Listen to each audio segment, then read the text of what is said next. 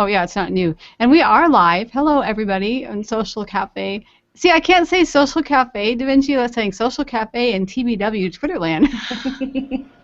Well, I mean, there's nothing wrong with that. Who doesn't love the blog workshop? But I gotta let people. I was thinking about that the other day that I need to change it to Da Vinci since everything that I have has a Da Vinci on there, even though most of the time people see my picture anyway. So.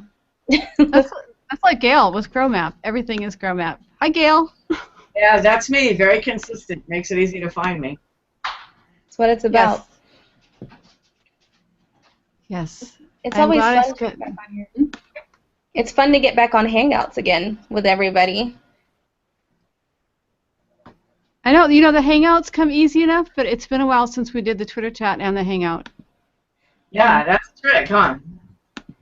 Yeah. But it's always fun because it's almost like, and I think this is like the nerdiness in us, but it's like an adrenaline rush from doing the Twitter chat and the Hangout at the same time. Exactly. Gail, we used to do a thing where we would, Da Vinci and I would chat for like a half hour and then we would go live, but the problem is we'd get like distracted chatting. It's like, wait, we're on Twitter chat. Yeah. It was kind of a fun thing. It's funny because I told one of my friends, he plays basketball, and I told him, I was like, oh, I gotta go do a Twitter chat. And he's like, really, a Twitter chat? And I said, yeah. And he's like, and I was like, oh, it gives me an adrenaline rush. And he's like, oh, you're such a nerd. I said, oh, whatever. It's like when you play basketball, the rush you get, I get that same rush from Twitter chats and Twitter parties. The faster ones. The slow ones, though, are so weird now because some of them are so fast. That's true. Mom chat is fast, and dad chat is super fast. Yeah, that's true. A good Twitter party, like you gotta, by the time you're done, you're like, yes, I feel the rush from the Twitter party. I've been getting into a lot more of the the parenting, the cooking Twitter parties. Right. Have you had any relationship rants lately? Not yet, but we're going to be getting back into relationship rants this fall. So more relationship rants, and we're going to be doing some Twitter parties for at Pocket Sous Chef. So that should be fun. We'll have some food-related Twitter parties.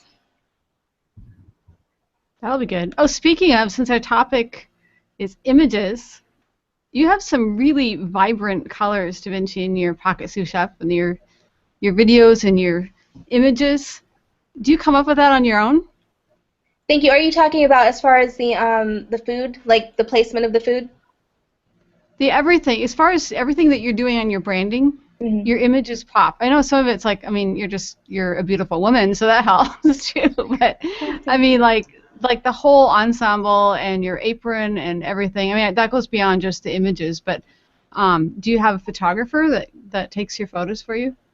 I do have a photographer who took the branding images for the book. So, like, as far as you were mentioning, the different pictures of me in the different aprons, that was all a professional photographer. But the food images, I'm taking all of those photos myself, which, I have the utmost respect for food photographers and food stylists because it is work, But what I will say is, working with my publisher, I sent them the mock cover for my book because it's kind of the process is very different, kind of the way that I'm doing it. So I'm starting my marketing campaigns a little earlier than most authors would. So speaking with my publisher, I asked them if it would be good for them to approve and me to start working on my book cover ahead of time.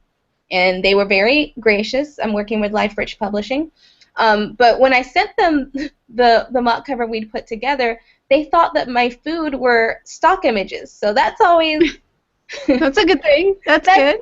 I felt like it was a compliment, but so working with food, you definitely have to think about the lighting, the colors that are going to be appealing to your audience, understanding what colors mean what. So thinking about, like, if you're working on food, you also have to think about blue suppresses hunger. Food actually red makes people hungry. So those were kind of things that I thought about when it came to putting together the different images. No, That's chocolate interesting. makes us hungry, but I definitely blue makes me not want to drink or eat. Food and drink should not be blue. Right. Probably because at my age, that only reminds you of one thing, and it's not something you'd want. She's Okay, too young. now I'm wondering. I was going to say, is it bad that my mind went to Viagra? Probably not what you were thinking. There was no Viagra back in the day. Blue, there was one thing that was blue. You don't remember, Deb? I don't, I'm thinking, okay, this is not nice, so anybody that loves Smurfs, please plug your melted Smurf, but that is not. Not the melted Smurfs, no. No. No. The thing you put in the toilet bowl and it made the water Oh, blue. yeah, that's true. A drink that's blue, that's what I think of. I'm like, no, don't drink blue stuff. I hadn't thought of that. Isn't there like a drink, Blue Hawaiian? Anything blue is not what I want to drink. That's true. It's a psychological thing, I guess. I don't know. It's something to think about. Now that I'm actually looking on our Twitter chat, and obviously question 1 says, how do you handle your image needs right now? Any of you ladies want to discuss how you handle your image needs? Canva. Oh, there you go. Want to explain? Canva.com is the coolest place. You make your own images. It's simple once you figure out how to set the size you want. You got to pick the size first. Then you can upload images and you can put them on the background and change the background colors and resize the images and put text on and save it. And if you use all your own stuff or the freebie images that are in there, it doesn't cost anything. And if you use the fancier images they provide, they're $1 a piece, but you have to have a credit card. The one bad thing about it is they don't take PayPal. And I keep telling them, PayPal, you're leaving money on the table. Well, at least have do they have like another online payment system that's available? No, I think it's just credit cards, and so most people do have a credit card or a debit card. So most people, it's okay. But some people only have PayPal and they can't buy anything, but they want to buy something. That's why I say they're leaving money on the table. Right. The Canva.com is really cool. You should definitely check that out. And then, of course, there's all kinds of stock photo places you can buy photos from. Mm-hmm. And you can use that's true. free photos, free icons. But you have to be careful, make sure they're free. Right. Now tell me, guys, where are we on the Twitter chat? What's the hashtag? Social cafe. So it's like my social web cafe, but without the web. That's what's wrong. I have the web in there. That's why I couldn't find anything. Okay, now we are. Okay, I can really click. I'm trying to send out the link, and I'm like all thumbs. There you go. So Photoshop, just for anybody that's new to photos, Photoshop's confusing as heck to me. GIMP is easier. Canva is the way to go. And I know Fireworks. I know a lady, she does a lot of her imaging on Fireworks. Now, is that one still desktop, or is that like a cloud only, like all the other Adobe products? I think it's still desktop from what she uses. Okay. With me, as far as what you said with Photoshop, Gail, I would say that I was super blessed that my high school actually offered a class called Multimedia, where they started teaching how to use Photoshop. And I didn't know way back then that when I took that class it was going to serve me so well right now. But that was, honestly, out of all the schooling that I did, that had to be one of the most influential classes that, as far as my blogging career and running, the online magazines, and even with at Pocket Sous Chef, knowing how to do my own imaging from my book has been, a lifesaver, because I would have had to hire somebody to do the imaging for the book. So. Right, there's a lot. Now, Deb, you've got access to our Trello board, right? Yes, I do. Okay, so everybody that's listening won't know, we have a Blogger Mastermind group, and it's a Skype group with about 170 people in it. And we also have Trello boards where I save all kinds of cool stuff that everybody should need to know about. And one of the columns in the Blogger Resources board is graphic images and tools. And so I've also got a column for image sources. So we have 8 I've got 9 places you can go find images. Actually, a couple of them are massive posts. 43 plus free blog images sources. That's a post that I wrote for DIR Journal. And there's another one that I think is a copy of mine because it's 53 plus free image sources. And then graphics image tools, we've probably got 20 in here. I think I lost count. Yeah, Canva, GAMP, Awesome Screenshot, Banner Snack. Banner Snack's really cool if you want to make animated banners that have sides on them. Nice. What? That's nice. No, I was just thinking, I was listening to your list. Banner Snap, you said? It's not free, but it's really cool. It has a free option, but when you download, you have to pay, I think, but it's not expensive. Shutter, Color Scheme Designer, Jing, Share as Image, Notify Snack, notification bars, eCard and Meme Creators, Image Color Picker, Be Funky, Cartoonizer. We have a couple things to cartoonize your photos. Oh, nice. And then we have HubSpot's Marketers Crash Course in Visual Content Creation. Mm-hmm.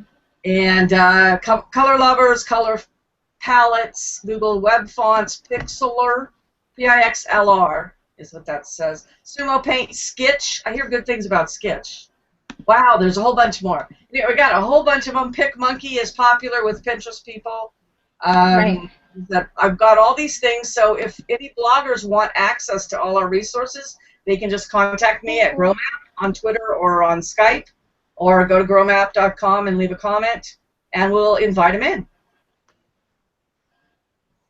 On both of that, the Trello resource and the Blogger Mastermind? Uh-huh. That's a great resource, by the way, guys. I need to hang out in Trello more, because Gail's really done a great job of collecting that. Yeah, it's a massive resource, but the thing to remember is... That's an awesome list.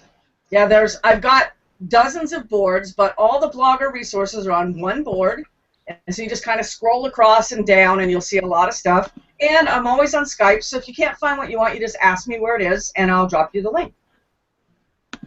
You don't actually have to figure out where I put everything. I know where I put everything. Well, that's good. That if you have to move something, you actually know where it is. Yeah. I would ask, Gail, I know that you mentioned a great tool for Pinterest. What about, do you have any good imaging tools for Instagram? You know, I honestly can't answer that because I'm not mobile anymore, so I have no reason to have any mobile devices, so I don't even know what an Instagram tool would be. I'm assuming it would be an app. Deb, do you do any mobile stuff? I do. You're talking about making the image? Yeah, because I mean, obviously, there's so many different. I'm still so hurt that there's not a good Android version of PicStitch that allows you to do the videos and the pictures at the same time. They only have the Apple version still, which I love. I love Apple, but I don't have an iPhone. I know. Ah. Well, that's too bad. Yeah, unfortunately, I've decided you can't know everything, and even though, and I'm going to qualify this by saying, if you're a business, you need to have someone that does Instagram. You need to have someone that does Vine. You need to be on mobile because mobile is the future, but some of us dinosaurs don't need to learn everything, and so I'm going to find myself some experts on Instagram and Vine, and I am going to stick with all the stuff that I already know and in more depth than the average person. I would agree with you there. There's only so much you can know. At some point, you have to start learning how to outsource or delegate tasks within your business. So I'm on that verge, which, it takes time to find a really good team of people. So I want people not to feel discouraged and just realize that over time you'll find the right people. And then there are dozens of resources out there for finding good partners, or whether it be partners or just team members. There's always people looking for internships or looking to learn, and so don't be discouraged, people. You can do it too. Well, we have to bring them into the group because that's part of the reason why there's dozens of boards. Yeah. I am the middle person. We got somebody new waving at us. And I am the middle person, and I like to connect people. So whatever somebody needs, they can tell me, or I can help them. I'll introduce them to the person that has the skills they don't have yet. Okay, yeah. That's a great job. I think Siobhan? That's Siobhan, yep. I was like, Siobhan, you came on and I had that little ad over there and I'm waving and I'm like, why doesn't she see me waving? You know? It's like, whoops. Welcome. She's on mute. Yeah, you're on mute, Siobhan, unless you were looking to talk. I don't think she is. Oh, she's looking at the camera, but she doesn't want to talk? Now That's different. That's different. Yeah, see, between her and me, we're a whole person. Oh, there you go. There you go. That works. Hey, Siobhan everybody's brought welcome. the wine. I see that she brought the wine today. Yes. Oh, I actually have wine in there, and I was like, do I want to be on the hangout with my glass of wine? I said no. I would go with the safer choice and drink tea today, and then have the wine after. There we go. I had mine like a couple hours ago, so now I'm ready for the next. Although I hate it, but every time I see Siobhan, I'm like, yes, I want the wine. Oh, you got it. Yeah, I know, because she definitely makes you think, oh, okay, I need some wine. Let's see here. I'm looking at some of the responses in here. From what it looks like, there's a lot of people who are doing their images in-house, which is cool. I like to see that people are utilizing their skills. Let's see. And cameras. I mean, honestly, your cameras are definitely... What camera you're using can make all the difference in the quality of your shots anyway, so... sometimes you don't have to do as much editing. There were quite a few images that I took for the book, Deborah, that I didn't even have to put lighting, like extra lighting on for it. I didn't have to do anything to it when it came to making it book. Yeah, I was really, like the image I took of the lamb chops I made, that was just the shot. There's no brightening, none of that. So I was just you didn't edit it at all. It just exactly the way you took. That was exactly how I took it. That's excellent. Because your food pictures look really yummy. Oh, by the way, you know what I did today? What'd you do? I have never had a cannoli before. Oh, well, you're in the right place for them. So you're really settling into the Big Apple. I am. Cannoli, is this? Are we talking about pasta? No, it's cannoli. Pastry. It's pastry. Oh, it's a pastry. Or like a it's like a sweet. I would say it's more pastry, but definitely a dessert. Now you got me thinking about the Godfather. What does he say? What is it? Take the gun, leave the cannoli, or something like that. Oh, that's right. I forgot about that. What is on the inside of a cannoli? Like it's kind of like raw cookie dough tasting, but not. No. It's more of like a cream. It's like a cream that they put inside. But I want to say it might be a cream cheese filling, something like that. Yeah. But there's different kinds of cannolis too. So. I asked for the classic. I figured first time I should try the classic. I have no idea what I ate, but it was rich. Oh, have you had cheesecake from Junior's yet? No. Oh my gosh, have Junior's cheesecake. Okay. It's I'll have like to write that down. the best. It's so good that we actually, when I was in Tampa, we shipped Junior's cheesecake. We actually ordered it and had it shipped because it was so good. How far did you have it shipped? From New York to Tampa, Florida. Are you serious? Oh, yeah. Wow. It's good. Yeah. Oh, it's so decadent. See, now my mouth is watering. I might not even be able to speak. When are you going to come visit me? Or we can meet up in New York City. You know what's funny, though? You know, my publisher is actually there in New York. So I know that I have some stuff that I have to do at some point with them, so I'm thinking that I need to make it to New York by the end of this year. So when I do, I'm definitely going to try to come visit you. I have traveling to do in general. Did I tell you that I just got a factory for my aprons? Oh, excellent. Different than the first apron that you had? Like the prototype? Or? Oh, no, yeah. Well, it's like I made the sample myself. I had somebody else make the sample, and then I found a factory, and I sent them my sample, so they're going to be making the aprons I want from my sample. Where? It's in Arkansas. Is it Arkansas? I want to say it's Arkansas. Yeah, so I wanted to find a domestic factory. That way I can always go there and see the product in the process, and just to support, domestic companies, keep business here. That's super. Yeah, so I was really trying to... That'll get you some media buzz, too. Yeah, it'll be fun. And then, actually, the factory that I'm working with it fits really well in my brand because, you know, with Your Life After 25, we're all about women's empowerment, and they're a woman-owned business, and she's really big on empowering different women designers and women small business owners and things like that. So it was perfect fit, really. That is cool. Yeah, so I'm excited about that. While you guys are talking about New York, you know that July 17th and 18th is the first ever Blogger Bash in New York City. So we should shout out to the people going to Blogger Bash. I think it's a 2-day conference, and they're expecting 400 people. Awesome. Bloggers, and it's the brainchild of Toy Insider mom Lori Schacht. I'm sorry if I said that wrong. She's the publisher of the Toy Insider and founder of the Big Toy Book. So I thought that was kind of cool. So, and it's excellent. That is cool. So if anybody, you know, wants to know, there you can find them on Twitter at SweetSweet14. Now that's terrible. SWEET SUITE 14. Perfect.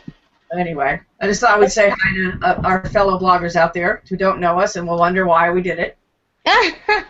No, I think it's perfect. You know, that's the great thing about having the blogging community and members that are supportive of each other. It's great. I think sometimes people, especially when they're new and they don't know that there is a support system out there, blogging can be overwhelming. Even for the ones of us that have been doing it a while, if you're not in your groove and you're adding new things to your plate, as we like to do, Deborah. Oh, yeah. And Siobhan, I know, like I can see you, Siobhan, because I know you're still working on starting your new blog, correct? Yes. And it can be overwhelming, but having a community and resources and people that you can reach out to and a good support system is so important, and I'm thankful to have that in you guys. I really am. So, you guys, we got a question from Tia who asks, does Adobe tend to be easier for those who are not crazy about Photoshop? I was just reading that. How would you Well, I don't know. Adobe what? Tia, tell us Adobe what? Honestly, Canva is way easier than learning a program, even than learning something like GIMP. And the coolest thing about Canva is that, let's say that I'm going to do a Hangout. I can make an image that says, live today at 2 whatever time, come to the Hangout, and I can pin that to my Twitter. We need to talk about Twitter images soon, by the way. And then I can go back in and change that to recording available, right? So it's really easy to change the image from live event going to happen and now it's recorded. You can easily go back in, change the image, and resave it. Where, like with GIMP, it's all layers, and I don't know how to get back to the layers, so then I can never edit it. I have to start all over and make the whole thing again. Where Canva, you just click on the text and type it over. So it's way, way easier to use Canva. And I don't know which isn't, okay, Adobe is Photoshop, right? Adobe Correct. Photoshop? Yep. Yeah, I mean, there's Photoshop and then there's Illustrator, so it just depends on what they're using. Yeah, honestly, Canva's the easiest thing I've used so far, and when I didn't have that, before that I used GIMP. And like I said, I've got a whole laundry list. I guess I should do a post to put all these things in a post. Yeah, that would be really cool. I would say, you know, the funny thing about it, I think that it just depends on how your mind works and what you're using your imaging for.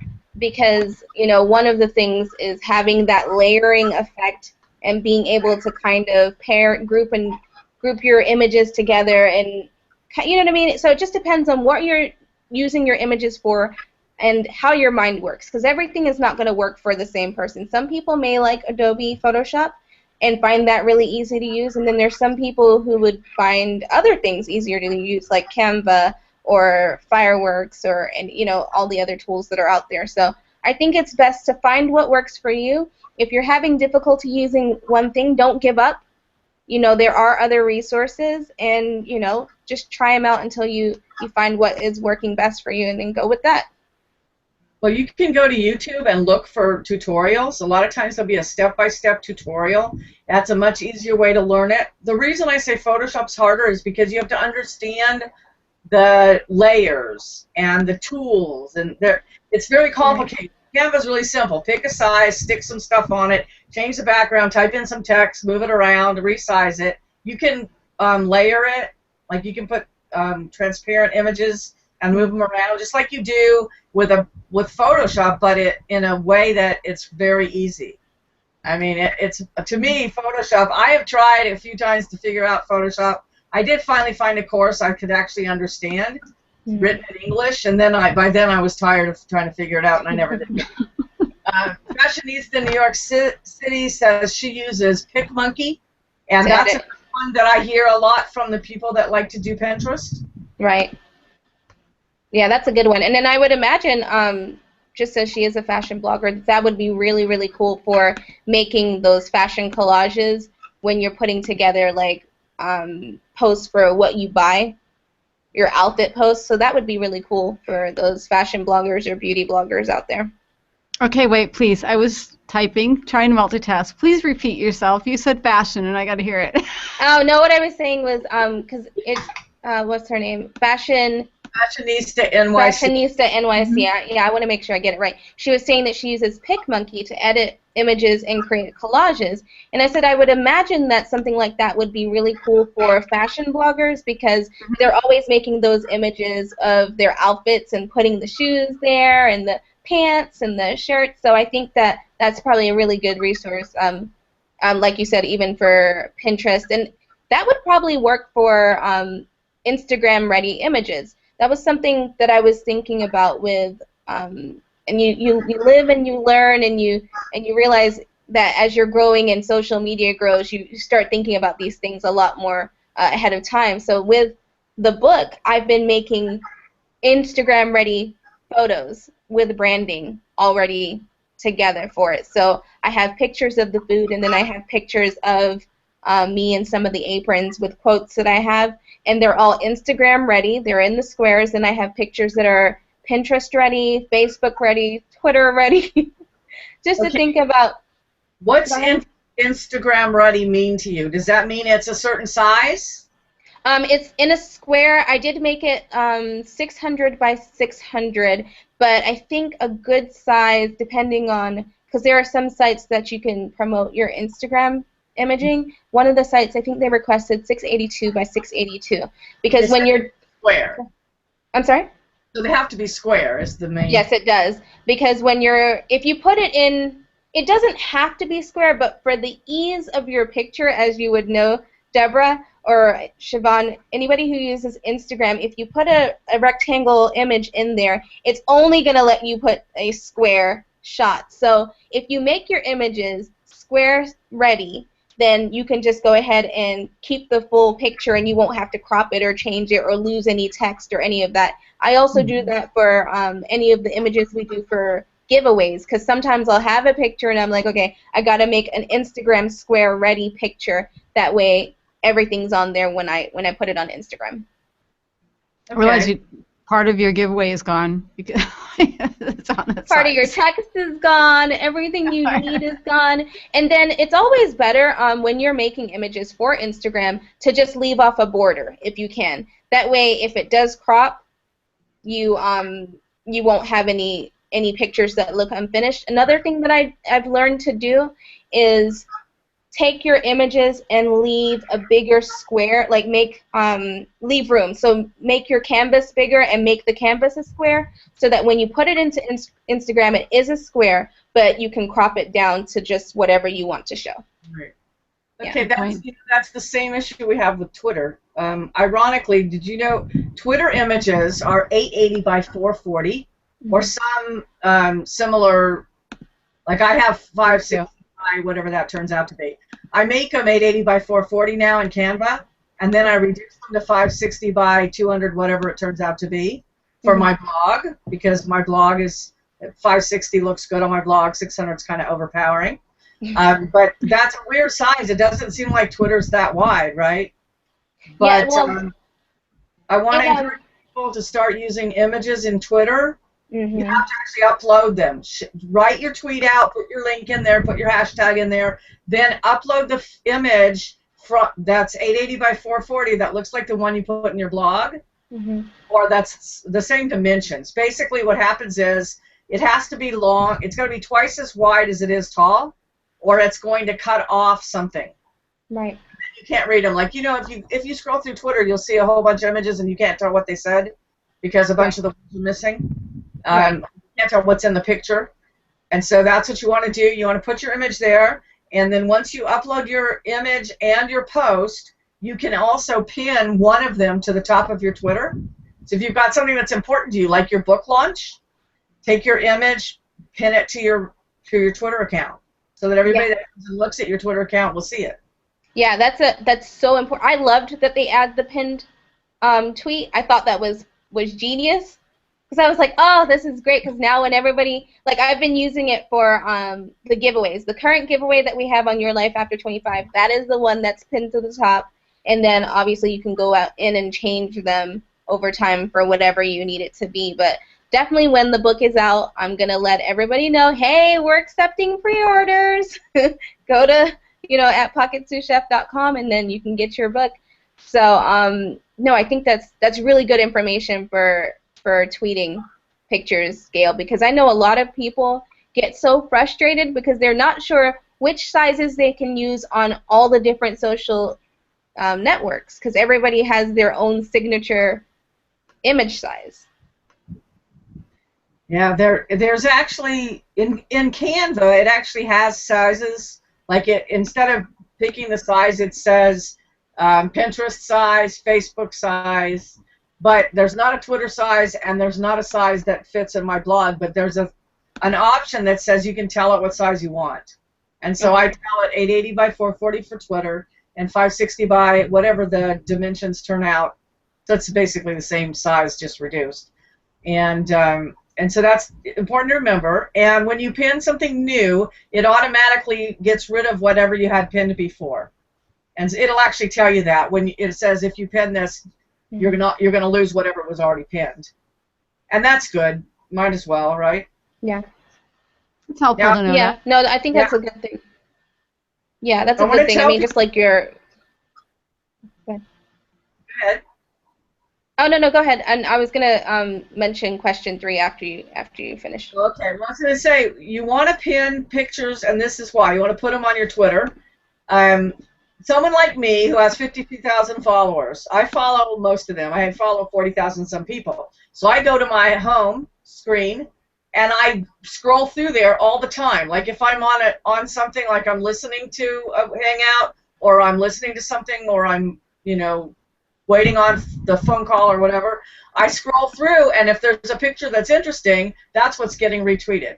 So right. If you put an image on your post, you greatly increase the odds that someone like me will see it and retweet it and get you a lot of audience that you didn't have before, new followers. Make sure you have your username in your tweets. And I just want to tell you that the odds of me seeing any given tweet with 40,000 followers, not very good. The odds of me seeing an image tweet, very high. Sometimes I scroll through hundreds, and there's no images I want to tweet. So put something cool in there, and somebody like me is likely to retweet it. And then when I retweet it, other people are likely to retweet it. You'll get a lot more traffic and a lot more followers. Good point. And Buffer app is another great tool. Now that's pertinent information for sure. And I appreciate you sharing that, Gail. What I was going to say for question number 3, because the question was what specific tools or topics should we cover in depth as far as images. I'm thinking we should do a series on the different social networks and their images, or just even media. So like, the video. So doing Insta videos, Instagram pictures, because one of the things, we covered Vine and all that stuff a while ago, but there's so many updates now as to how you can make your Instagram videos better, your Vines better, and so I think it would be cool to go through another series on those different tools. This image series could be about like 8 weeks. We could really target it with like ideas for Vine. Have you seen some of the Vines out there? It used to just be kind of just ad lib stuff, but people are getting really creative with the Vines. Oh, man. Seconds. It makes you. I'm like, oh, I wish there were like 50 of me. You know what else we have to cover is bloggers. You have to reduce your images. Right.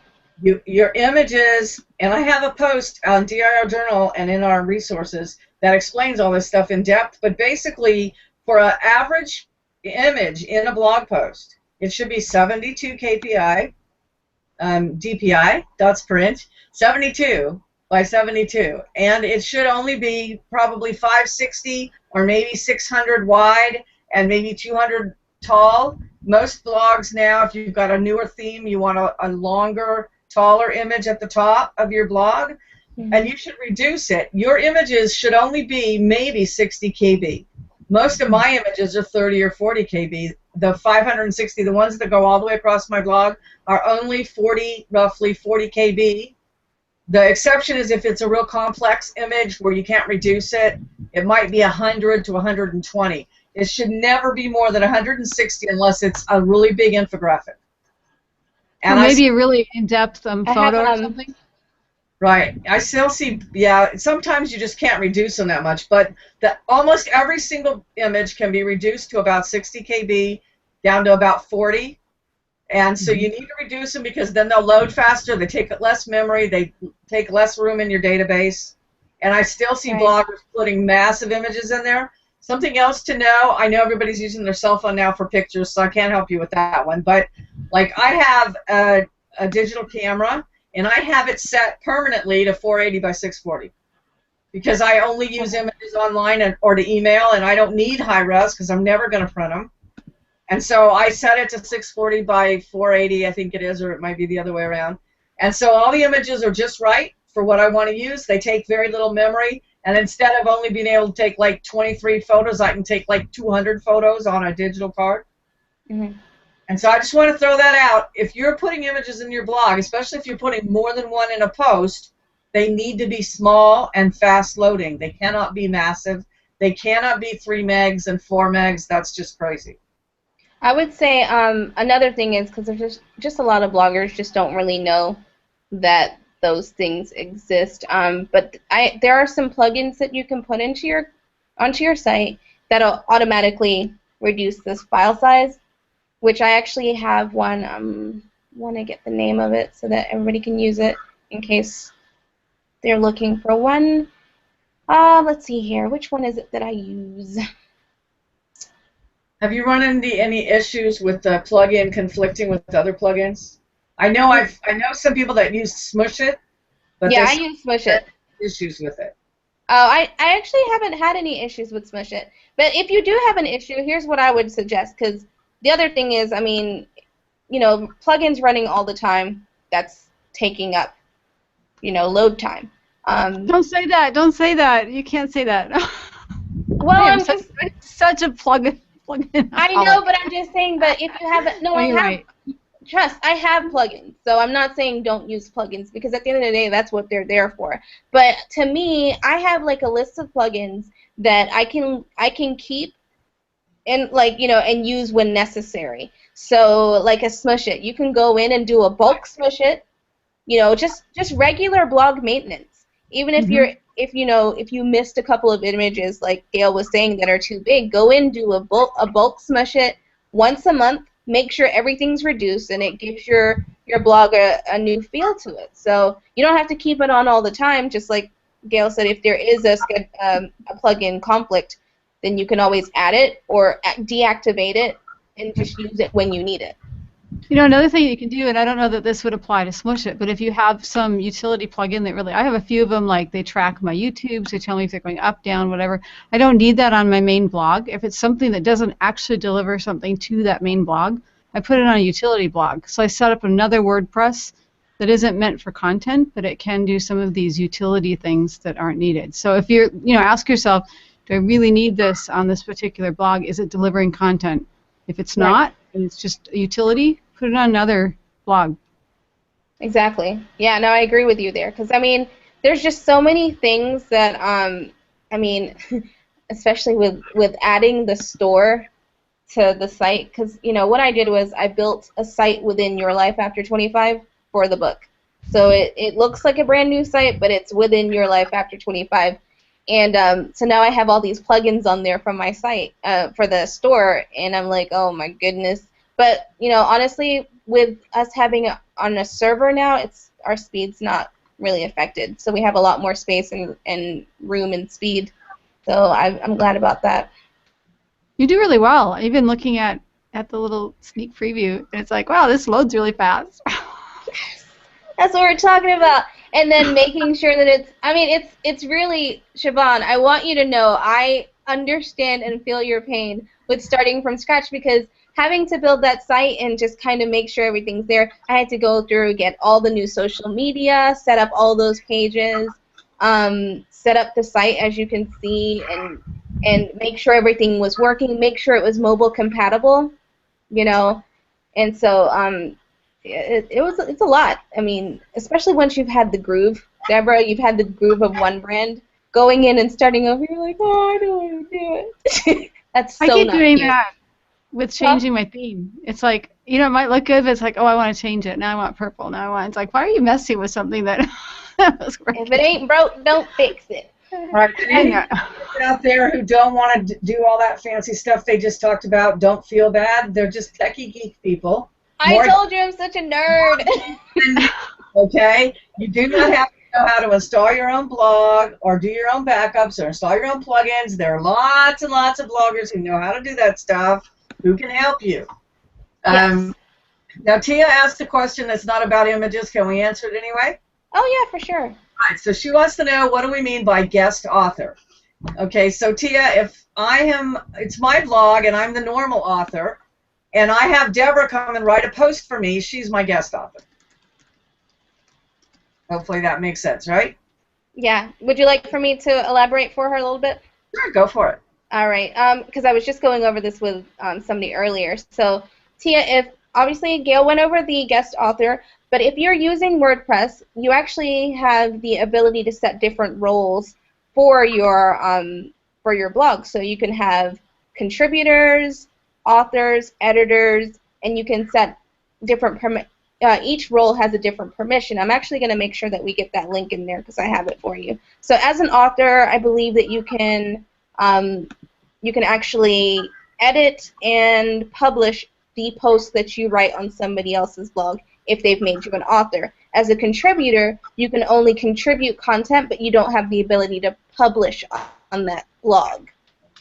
As an editor, you would have the ability to edit and publish all different blogs for different roles on that site. So I'll send you this link. That way anybody who's looking to start having guest posters or guest authors on the site, this might be helpful to you. Okay, while we're on that, just so you know, if you give them contributor access, they may not be able to upload images into their post, but if you give them author access, even if you tell them to save it as a draft, they could publish it without you wanting them to publish it before you've even seen it. Right. So you're going to have a lot of guest contributors who are not people you absolutely trust to not hit publish, that you want to be able to upload their own images. Then you'll need a role manager plugin in order to set permissions so that they can't publish without you wanting them to. Yeah, and you know, like I said, that comes with building your team. I'm very thankful we're blessed to work with a lot of different contributors on Your Life After 25, and we have all of those. Our different contributors have their own, you know, contributor logins, and there's only a few people who have author logins. Then we have editors, and then there are only 3 people with administrative roles. So like Gail was saying, make sure that you only give the roles to people that you trust will be able to use them, or you add that additional plugin. That way you don't have to worry as much. Right. Just don't give anybody admin access unless they're really an admin, and don't give them editor access unless you want them to be able to edit other people's posts. Authors can edit their own posts. If you don't want them to be able to change the post after it's live, you're back to you need the Role Manager plugin. Is it called Role Manager? Yeah, that's the name of it. Okay. I actually went another direction, and I used custom author plugin, where they're not actually able to log into the WordPress. So it's like a short code system. It's a little extra step, but I like it because of the security. Right. So they it's way too geeky. Draft without being logged in, and then you somehow move it to. No, they have to send me the article, and then what I do is, like, if they're going to send, let's say they write 4 different articles, I can use a short code that tags to their bio, and I have another plugin where I put their bio, but it's not the WordPress system. See, I don't want to do that because it takes as long to format and upload images and SEO a post as it does to write it. Right. And so when I have guest contributors on my site, if they know how to use WordPress, I will teach them to do it right. So all I have to do is review it and publish it. I don't have to spend my time moving the post and formatting the post. And so there's a post that I should share too. I wrote a post about common mistakes that bloggers make. And this is something you really need to know: how to use header tags right, how to put the images in the right size. I've got all that stuff in one giant post I wrote for DIR Journal. So I'll share that one. And I also already shared some posts that have a bunch of resources for finding royalty-free images and totally free images. Okay, great. Awesome. Now, the totally free, there's no license issue with it? It's royalty-free? Yeah, it's completely free. Oh, that's the difference. Royalty-free, we should explain that for people that aren't. Oh, please do. Please do. Yeah. Okay, royalty-free means you don't have to pay every time someone sees the image. You only have to pay once, okay? But you do have to pay. So you go to a place like Big Stock or Deposit Photos, and you have to buy the image once, all right? But you don't have to pay royalties on it. Royalties are like if you're a musician, every time someone, sells another copy of your record, they have to pay you royalties, okay? So that's royalty-free, which isn't really free, all right? But there are places in the post that I shared that's 43 image resources. There are places that have totally free images, and that post explains it. There are also like icons, which are little tiny images. There's a lot of free icons on the internet, and there are some free resources, and you can make your own on Canva. But royalty-free does not mean free. You actually have to pay, and you need to be aware, like if you see an image you like in someone else's blog, be aware that it could have come from, if it came from Deposit Photos or Big Stock, you can't use that image to promote them. But if they need the image, then you could use that image to promote them. So you couldn't pin it. You couldn't technically pin from someone else's blog? Is that what you're saying with some of the licensing? Well, there's a lot of gray area there. There are some people that are afraid that you could get in trouble for pinning these images that these people paid to use. But so far, nobody's come after anybody for that. It would be a very dumb idea for Deposit Photos or Big Stock to come after a blogger because people are pinning the image they bought. Getty Images, they might do it, but yeah, I was gonna say I would be careful with Getty. That's what I'm saying. Getty, I would never, I wouldn't put anything past them coming after somebody. But as long as we've had Pinterest now, I have never seen a single time when anybody got in trouble because someone pinned an image they bought from Deposit Photos or Big Stock. It would be silly for them to come after you because then you'd quit buying their images, right? Right. I did have a lady come after me one time, and she's like, "How can you do this? You say you're a musician of integrity, and you have this picture, and it belongs to my neighbor, and it's her kids." And I'm like, "Whoa, whoa, whoa, where is this coming from?" So then the lady whose kids, the parent, I actually got in touch with her, very nice lady, and I gave her a link to where I had actually paid. And again, it's not like you buy it, you're paying the license, and it was at 123RF. And she said, "Oh, I forgot that I sold the rights to that." Oh, shoot. It's like, don't attack my integrity when I did actually pay for this. Wow. It all worked out. Yeah, so I'm sharing this other link. My goodness. You probably should have thought about that before calling somebody or thinking you were calling somebody.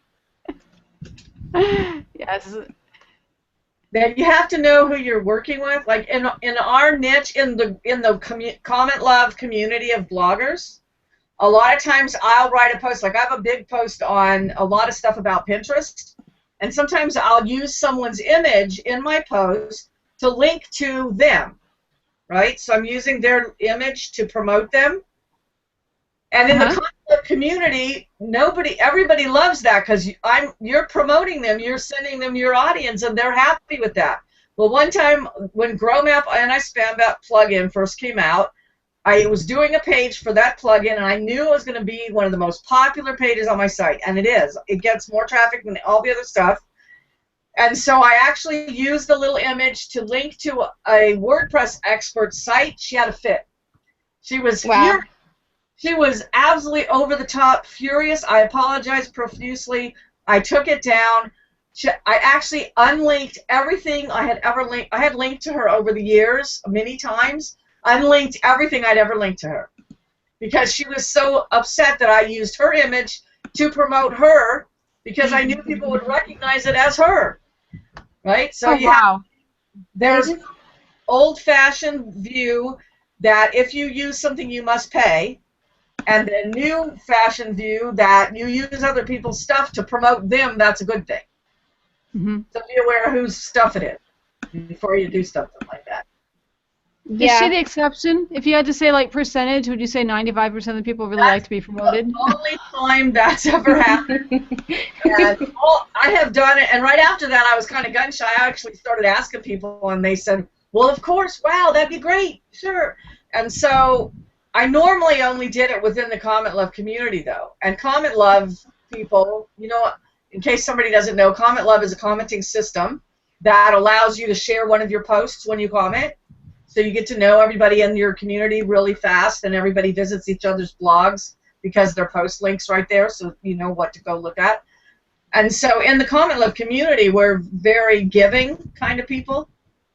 And I have never, ever had a Comment Love blogger complain. But this one person who was a very big name WordPress person, who shall go nameless, was very, very irate. And I said, gee, I'm sorry, okay? And I tried to ask her, but I couldn't get a hold of her, you know? But I wouldn't do that. Like even if it's a video, and it's like a news site, like it's NBC or CBS, I don't usually use their videos just in case, because I'm worried they might come after me, even though they put them on YouTube with the embed code. Right, they get picky. They get picky. We had one with the company I work for, and it was press. It was their press, but it doesn't belong to the person I work with. It belongs to, I think it was Bloomberg or someone, but it was like $80 a month or something just to have an embed. Yeah, it's probably $800 now. Yeah. Traditional media I stay away from, but if it's your fellow blogger and you're trying to send them traffic, I've never had one complain that, at least in the Comment Love community. I would say, you know, that's always the weird part, but you know that does go into licensing, so that's why they would have an issue with that, like traditional media, because they have those licensing packages, which you know can cost thousands of dollars. So I mean, you know, if you use if they have an embed code to the video, I don't see it being an issue as much. Take it down. Because if the video, even on their site, is embeddable, they can't say, oh, we didn't expect anybody to share this. Well, see, they're not embeddable on their site, but sometimes they're on YouTube. But you don't always know who put them on YouTube. Right. Okay, right. So my philosophy is if it's mainstream media, even if it's got an embed code, I wouldn't use it unless I asked. And I will tell you what will happen when you ask. They will tell you how much money they want. That's what I was about to say. They'll tell you the licensing cost. Sure, this is how much. Of course you can use it. Yeah, so I wouldn't. Although there's an embed code there, I would not just use it because they might come back and say, oh, well, for that we only want a few hundred or thousands of dollars. And so I wouldn't. I stay away from that. But I will tell you, like, I write posts sometimes. Maybe Eileen's done a video, or Deborah might have done a video, or somebody else I know has done a video. And I'll put their videos in my posts. I do that all the time. I put people's videos that I don't know in my post. Like if they're reviews of cell phones or how-to videos, I use them all the time. But they're not major media, and those kind of people tend to appreciate you giving them more audience. I wonder if, if it would help as far as, I do all this with video SEO and adding different things at different points that help as far as people clicking on videos, but to put in there, hey, go ahead and use this. You're welcome to embed this in your article. Yeah, it wouldn't be a bad idea. It's just like in infographics. They usually have if you want to use this, here's the code. Yeah. And so that kind of makes sure you understand. Infographics is another kind of image where if it's an infographic, usually it's understood that it's okay to use it. But I've seen some that I kind of stayed away from because they didn't have anything on them, and I had a feeling that company might not appreciate it. But the point of infographics for most people was hoping other people would publish them. I get emails every day asking me if I'd please publish some infographic. So yeah, just be aware. Traditional media, everything costs, and blogging community, know the bloggers that you're interacting with, and I encourage bloggers to collaborate and promote each other and allow each other to use your images to promote you. Like if you ever look at my blog, a lot of times I'll do a post and I'll find a post that's really cool that's related to it, and I'll use their image, and right on the image it'll say, click the image to go read whatever this other post is. And it links directly to their site. And so I'm promoting them. I'm giving them an image link back to their content. I link to their content in my posts, but I also use their images sometimes. And honestly, sometimes I ask. Most of the time I don't. Nobody ever complains, except the one lady. That was the exception. And I tried to put her on my post that gets the most traffic, which is ironic, kind of. Hey, put me there anytime. Oh, I was going to say, get mad at you. You know, I'm actually tweeting an image of kebabs right now, Gail, that you are so welcome to, you know, retweet if you would like. I'm just throwing that out there right now, but since it isn't, we're doing images for this one, I figured I would go ahead and tweet it from @PocketSouchef. So let me do that now. And then you guys get to drool a little bit over these kebabs. Yeah, you're making me hungry. I say kebabs. You know what's really funny? I say kebabs, but I know people say kebab. I never know what people want me to do. But the only problem we have is we don't know how to spell sous chef. Oh well, you know, sous chef it's not too tough, I should say. So tell me. Well, it's @Pocket Sous Chef. So sous chef is SOUSCHEF. So I think as people see it more, maybe everybody knows that now that they have all these chef shows on TV. Possibly, but you have it. It's actually here on. I have it. I tweeted it. So. Oh wait, did I not tweet the image? Oh, that would help. You didn't. That would help. You guys forgive me. I am not feeling well, so And You blueberry. can't tell. Wait a minute, peaches and blueberries in the same pie? Yeah, she did both. In the same pie, and that tastes good? Yeah, peaches. And I love blueberries, but it would never have dawned on me to make a pie with both. Oh, you know what? I don't know if have you had strawberry rhubarb pie before? Sure. Yeah, so it's got kind of that sweet and tart type of taste. Same thing with the peaches and the blueberries. Oh wow, you're gonna get a lot of retweets. Look at all that food. Oh, hold on, I'm retweeting. Oh. Where did it go? Kebabs. I just put it in here and I'm like social promo. Oh, that's where it is right there. Because it's Twitter ready. There we are. Oh, I'm so hot. That's coming from the You are hot, Divinity. No, I want them. Why, thank you. Why, thank you so much, Deborah. All right, yeah, I did have there you go. I put it in there, so it should come up now. Yep. With the image. I see it. But I still want pie instead, or that other thing. That was good. Did you see my apple pie? I had an apple pie that I made on. That's Yeah, I made an apple pie, and I have. If you look in my header, those are strawberry cheesecake bites that I made. Yes, I see those too. That's what I'm saying. She's got 3 things on here that I want.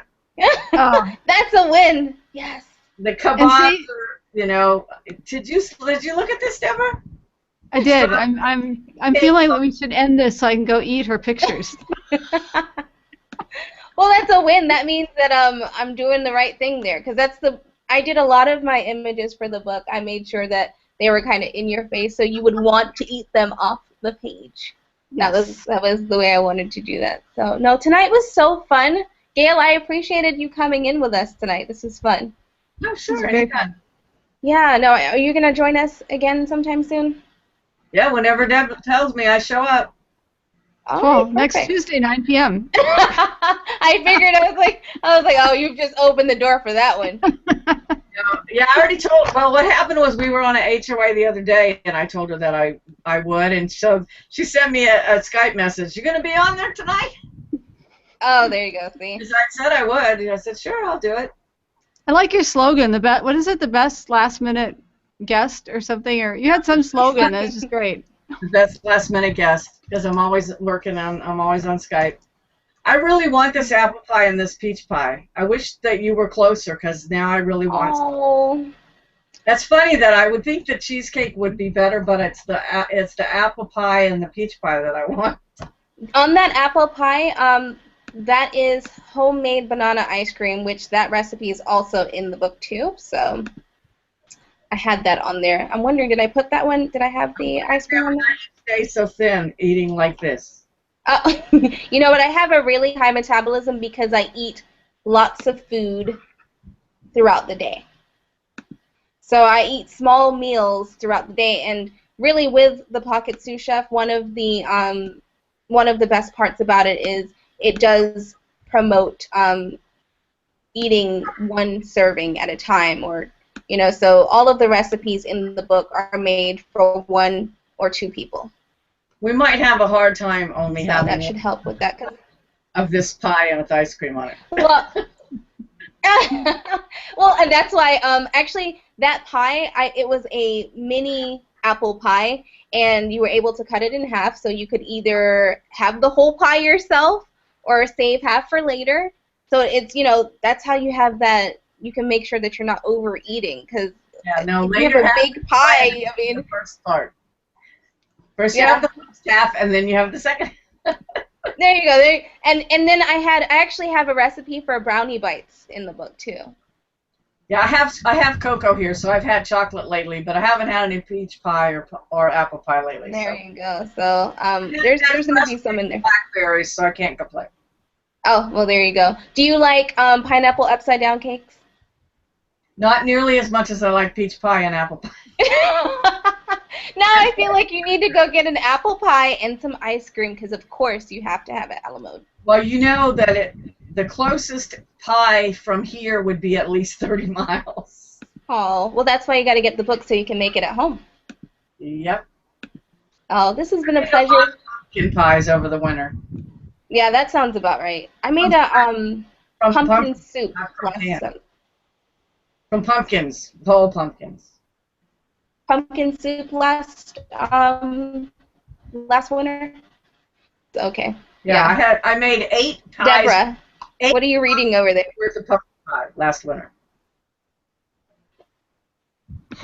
I was getting lost in all your pictures of food. Oh, everybody says I'm making them hungry. Oh, I'm still.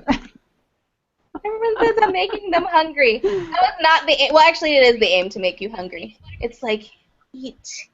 You want food.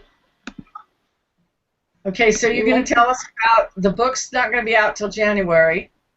We're going to start taking pre-orders for the book in September, and we're also going to be taking Deborah. We're also going to be taking pre-orders. Well, we're going to start taking orders for the aprons in September also. So I do have Pocket Sous Chef aprons that are going to be available, and we're going to do probably different collections. So there'll be 3 to start in the first collection that I'm working on now. So that'll be fun. Aprons make great gifts, but you need potholders to go with them. Oh, actually, I like the way you think, because that's something I was going to be doing an apron and potholder set, and that way they would be matching. So. Exactly. Yeah. Very cool. So. I cannot get over this cat, though. You make for a cute cat, though. That's so adorable. I want a cat. I want to tell you guys to come and visit me at growmap.com, and you can leave comments there, but you can also come and visit me in live chat at socialimplications.com, and if you come to the chat there and talk to me, I'm the only one that answers. You can come there, ask me a question anytime. And ask Deborah. I can answer almost everything. I have dozens of boards full of resources and thousands of notes in GNotes. Perfect. And I guess I should do my sign off too.